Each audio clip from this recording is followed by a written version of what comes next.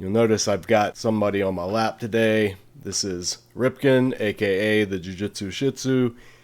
He has not been feeling well this morning and he's very clingy today, so he wanted to just kind of climb up in my lap and sit here. So as long as he behaves, we should be good to go. But if you see a little head popping up, that's what it is. All right, Rip, you good? Can I teach?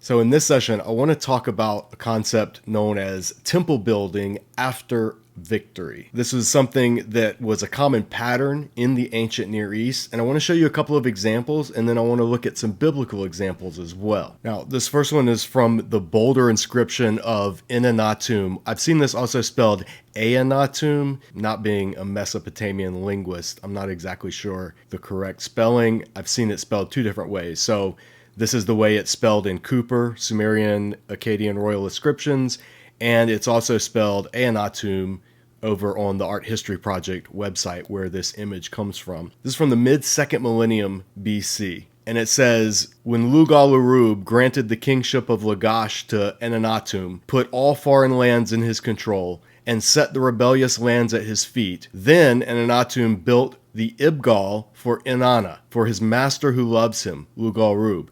He built the palace of Urub, decorated it for him with gold and silver, and furnished it. So here you see one example of after winning a victory or after conquering peoples, and the inscription goes on and talks about all of the different peoples and events and battles and all that. After a victory, then in order to show dedication to the gods who gave that victory, the king or the ruler would build a palace for the god, a temple. And in the ancient world, palace and temple were the same concept. The temple was just the palace where the god lived through his idol or image. And you should know all about the idol and image in a palace because we've talked about that in this series here at Disciple Dojo. So if you haven't seen that video, check it out after this one for more on that concept. And in his book, God at Sinai, which we've mentioned before in a previous video, Jeff Niehaus says, the passage contains familiar ancient Near Eastern theology. The god, Lugal-Urub, has granted kingship to Enanatum and put all foreign lands under his control. Once the mortal king has subdued his enemies round about, he builds temples for his gods and goddesses. On the human plane, this pattern follows the mythological archetype whereby the god defeats his supernatural foes and then builds a palace. What Niehaus is saying is that this was not just a random thing that ancient Near East kings did. It was done because it was believed to follow a divine archetype. It was believed that the gods, after defeating their enemies, built their palace. And so in the human realm, this was a way of enacting the theology of the ancient Near East. So a great example of this comes from the Canaanite Baal epic.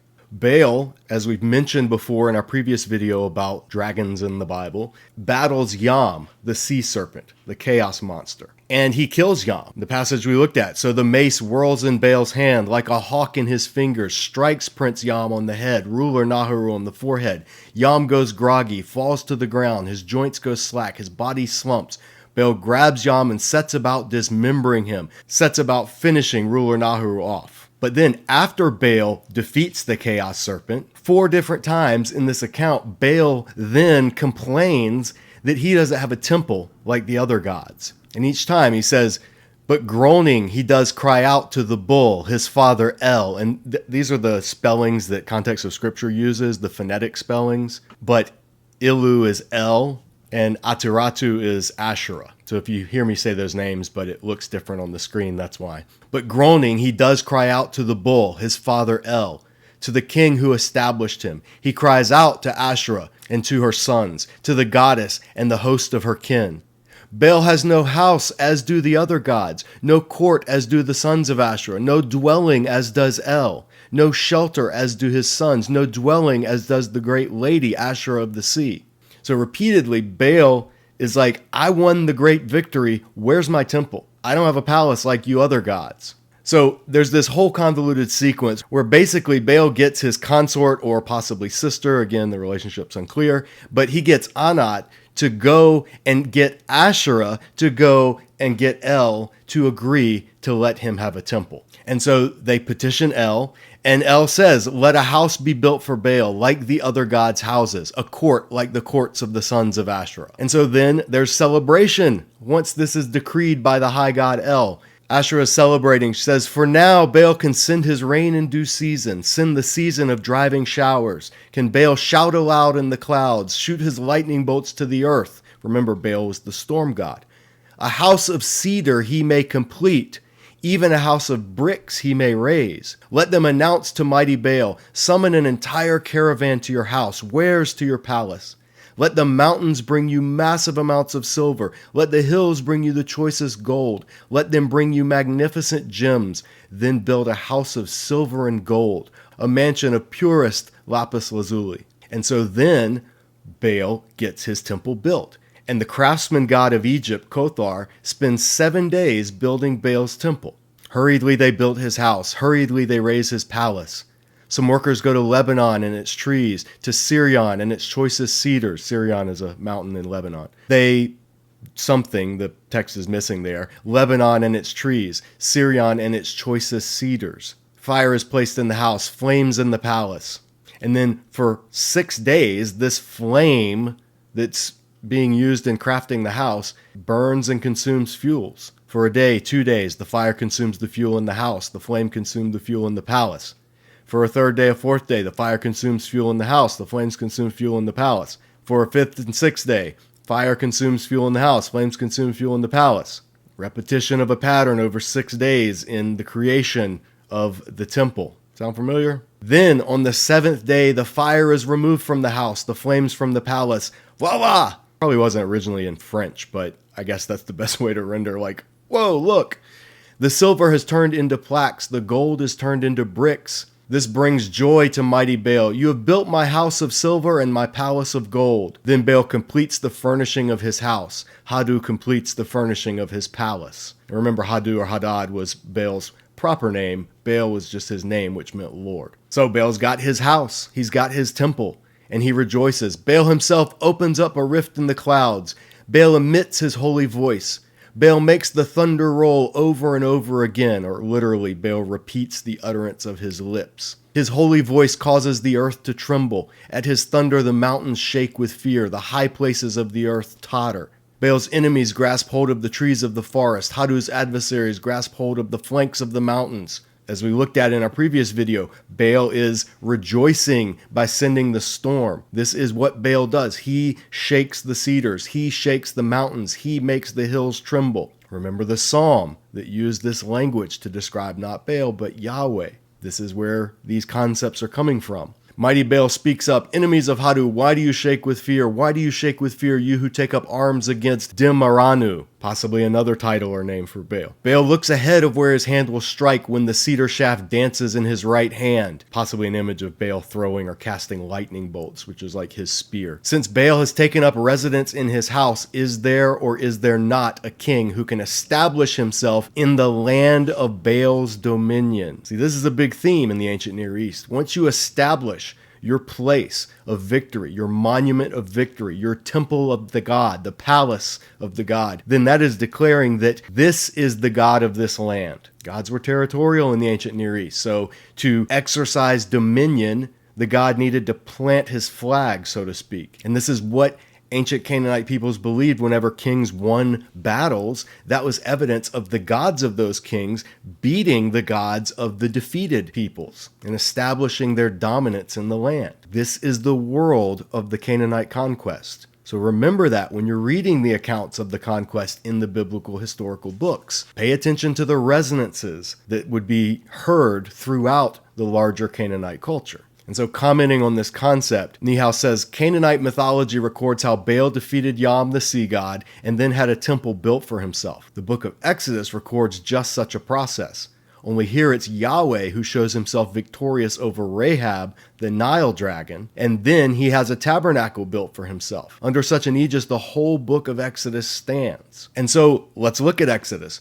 when you get to Exodus 15, this is the Song of Moses, the Song of the Sea. Pharaoh's army has just been destroyed by the closing back of the waters of Yam Suf, the Sea of Reeds. And so the waters rushed back in, destroyed Pharaoh, his chariots, and Pharaoh was depicted as Rahab, the mighty chaos dragon, or the Egyptian chaos dragon. Again, see our previous video on dragons in the Bible for that background. But after Pharaoh's defeat, Moses sings this song, Exodus 15:1. Then Moses and the Israelites sang this song to Yahweh. I will sing to Yahweh. Every time you see Lord, I'm going to say Yahweh because that's his actual name. But in English tradition, they render it as Lord in all capital letters. I will sing to Yahweh, for he is highly exalted. Both horse and driver he is hurled into the sea. Yahweh is my strength and my defense. He has become my salvation.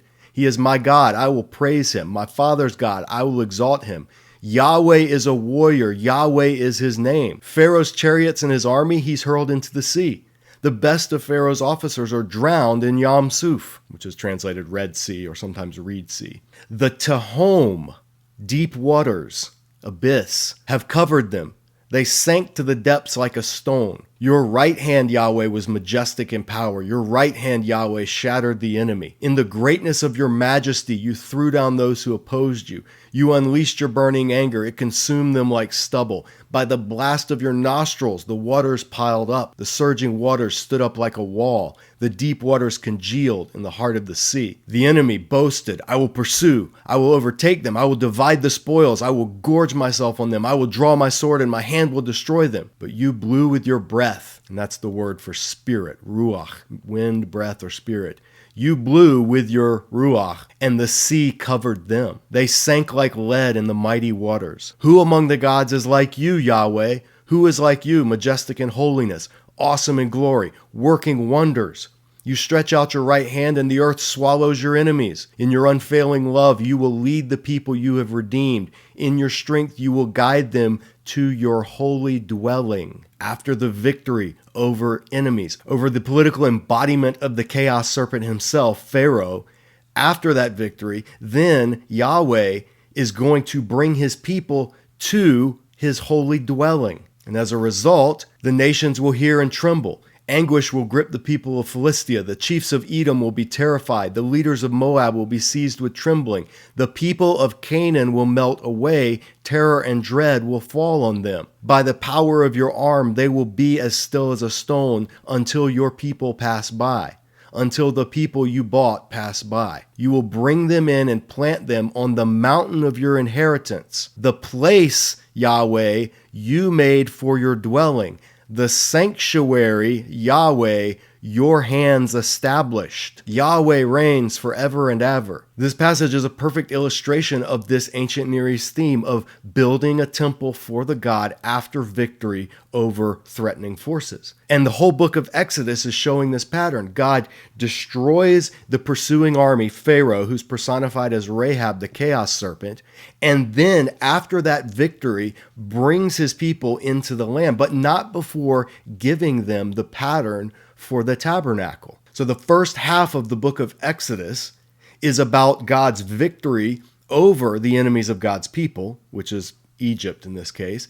And then the second half of Exodus, after he brings them to Mount Sinai, which is kind of his temporary dwelling place, a temporary mountain of God, he gives them the instructions for building the portable dwelling place, the portable mountain of God. And so his temple will be wherever his people are. He will dwell with his people. He will tabernacle among them, literally. So the whole book of Exodus reflects this common concept of the ancient world that, well, of course, after a great victory, the God gets a temple built so that everyone knows who the real victor is and who's in charge of this place where the temple stands. And this also explains the imagery that happens about a half a millennium later when David, after subduing all of Israel's enemies and consolidating power, asks to build a house for God. In 2 Samuel 7, after the king was settled in his palace, literally house, and Yahweh had given him rest from all his enemies around him,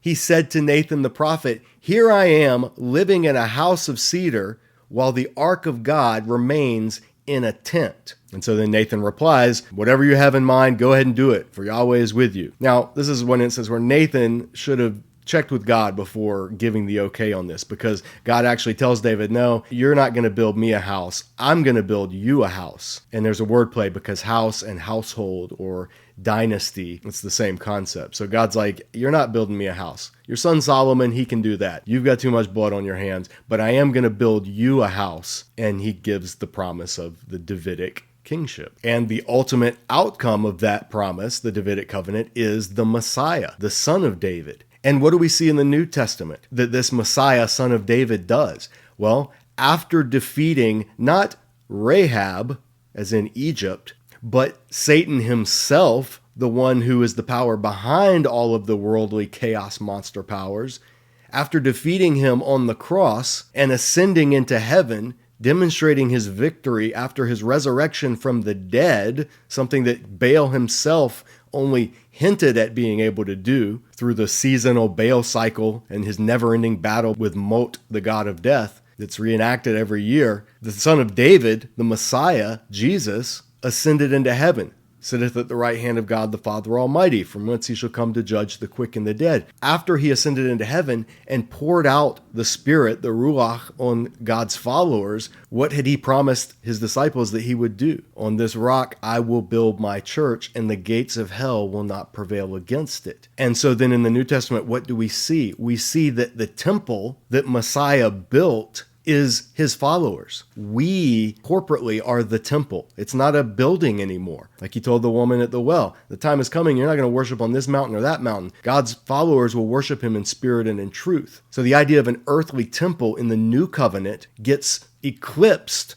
by a worldwide temple. And this plays into the idea that we looked at in a previous video here at Disciple Dojo, where Peter could write to Jews and Gentiles together throughout the Roman Empire and say, you are a kingdom of priests, a holy nation. You are being built into the temple of God, with the cornerstone of that temple being the Messiah. So noting this pattern, Niehaus picks up and says, the pattern repeats itself again and again. For example, in the Assyrian Annalistic tradition, and there are other Assyrian examples of kings building temples after victories to commemorate that victory and to honor the God that brought it about. It provides a broad background for the account of David's desire to build a temple for Yahweh. The pattern finds its ultimate fulfillment in the New Testament, where Jesus, who is both God and man, King of kings and Lord of lords, defeats his foe and then builds his temple, the church. It's one of many ancient Near East ideas that finds expression in the New Testament. So this motif, this pattern, is one that the ancient readers would have understood and been familiar with. So when they see the Israelites talking about their God doing these things, it would be understandable, and it would be a way for them to relate and wrap their minds around who this God actually is. And what the Israelites were saying, what the Hebrew scriptures are declaring by using these images to describe God's real acts in history. Remember, these aren't mythological things that happened in primordial time apart from human space and time. These are actually events that happened literally in the human sphere, but they're being described with imagery that transcends the human sphere to show their theological significance. Yahweh, not Baal, is the King of Kings. Yahweh, not Baal, is the one who is the rightful owner of not just this land of Canaan, but of the entire earth. And Jesus is the Son of David, who establishes not an earthly temple in Jerusalem, but a cosmic temple in all of creation through his followers being indwelled by the fire of his Holy Spirit, not Baal getting a house built through magical fire burning for 6 days. So do you hear the resonances? Do you hear the background notes that are being played?